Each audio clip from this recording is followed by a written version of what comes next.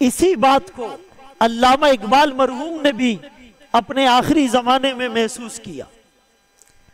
एक अदीब साहब कहने लगे कि जी अल्लामा इकबाल तो सेकुलर थे, सेकुलर पाकिस्तान के हामी थे, और ये तो उलमा ने मशहूर कर दिया कि वो मजहब से मोहब्बत करने वाले थे, वो एक इस्लामी रियासत के ख्वाहा थे।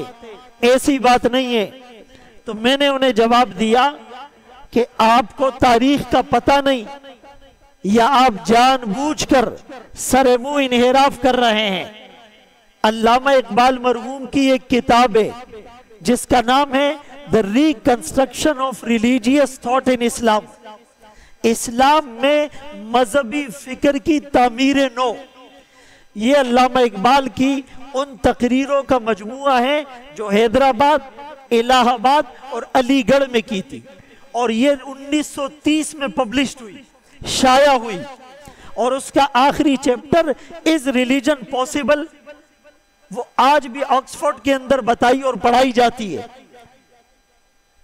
और उनकी पूरी शायरी वो इताअत, ज़ब्त नफ्स और नियाबत इलाही के गिर्द घूम रही थी। खुदी का फलसफा क्या था?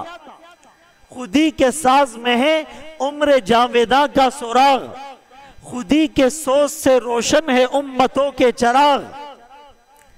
अगर खो गया एक नशेमन तो क्या गम, मकानात आह व फुगा और भी है, इसी रोज शब में उलझ कर न रह जा, तेरे जमानो मका और भी है। अल्लामा इकबाल ने कहा एक मुसलमान और काफिर के दरमियान फर्क है कि मुसलमान अपनी सियासत में, अपनी मुआशरती जिंदगी में और अपने मुआशरे में दीन से दूर नहीं हो सकता। जलाले बादशाही हो कि जमहूरी तमाशा, जुदा हो दी सियासत से तो रह जाती है चंगेजी। उन्होंने तो यह फलसफा पेश किया था। तो चूंकि कल इकबाल डे भी है, इसीलिए हमें अपनी तारीख के ऊपर नजर रखनी चाहिए। ये मुल्क क्यों बना था, इसके पीछे कौन से मकासद कार फरमात है, इसके लिए कितने लोगों ने कुर्बानियां दी थी। अनवर शाह कश्मीरी रहमतुल्लाह अलैह, अशरफ अली थानवी रहमतुल्लाह अलैह, शबीर अहमद उस्मानी रहमतुल्लाह अलैह, इन हजरात ने जो कुर्बानियां दी, और अल्लामा इकबाल मरहूम का इनसे ताल्लुक और खतो किताबत आज भी मौजूद है। शुरू में कादियानियत के बारे में अल्लामा इकबाल को कुछ इश्काल था, जब हमारे अकाबिर से मुलाकात हुई वो इश्काल दूर हो गया, और फिर उस स्टेज पर बैठना गवारा नहीं किया जिस पर कादियानी बैठे हुए थे, और कहा ये मोहम्मद रसूलुल्लाह के दुश्मन है। इसीलिए तो इकबाल की शायरी में रसूलुल्लाह से मोहब्बत और अकीदत आपको जा बजा नुमाया और आया नजर आएगी। दानाए सुबुल, खत्मुर रसुल, मौलाए कुल, त्वाहा, यासीन, शहनशाह मुअज़्ज़म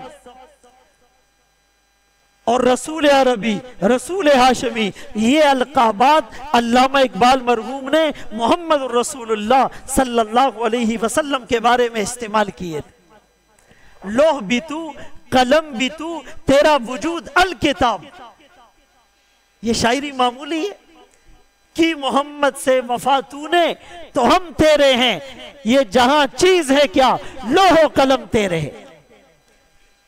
आज मुसलमान का रिश्ता इसके नबी से कमजोर हो रहा है, जाहिरी तौर पर भी और बातिनी तौर पर भी।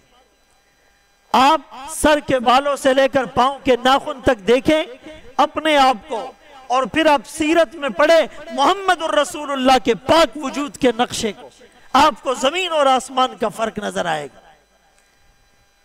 आप अपनी शादी को देखें और फिर सुन्नत के मुताबिक जो शादियां सहाबा ने की, सहाबियात ने की, उसको देखें, आपको जमीन और आसमान का फर्क नजर आएगा।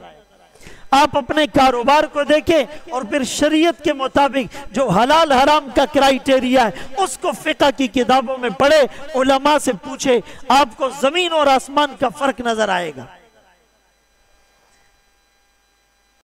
और फिर कहते अल्लाह की मदद नहीं आती और मुसलमान कमजोर है।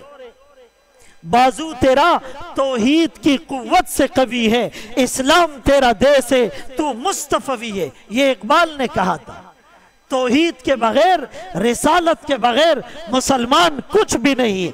ज़बान से कह भी दिया ला इला तो क्या हासिल, दिलो निगाह जो मुसलमान ही कुछ भी नहीं।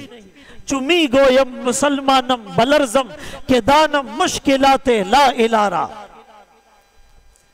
फर्द कायम रब्त मिल्लत से है, तन्हा कुछ नहीं। मौज है दरिया में और बैरून दरिया कुछ नहीं।